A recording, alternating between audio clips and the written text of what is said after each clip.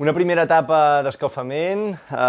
17 quilòmetres, 900 metres de desnivell positiu i negatiu. Sortirem del pavelló, els primers metres seran pel poble, uns 500 metres, i després de creuar la carretera tenim una pujada amb 1,5 quilòmetres, 350 metres de desnivell positiu, fins a l'ermita de Sant Antoni, que no la veurem ara, però després tornant sí que hi passarem. I després d'una baixada que es fa bé i ràpida, agafarem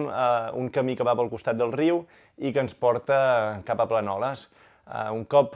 creueu un pont romànic i agafeu la carretera, ja us queda molt poc per arribar a l'avituallament, que està al quilòmetre 8 de l'etapa, i a partir d'aquí queden 9 quilòmetres fins a meta, en els que començareu per una pujada a mig de bosc, un bosc molt bonic i molt dens d'arbres, fins que ja agafareu una pista, arribareu a Campelles. A Campelles creuareu el poble per un carrer que dona la volta pel poble, i en sortir de Campelles torneu a agafar una pista que us porta a Sant Antoni, que és el punt on heu passat a la sortida, i d'allà fareu de baixada el que heu fet pujant fins a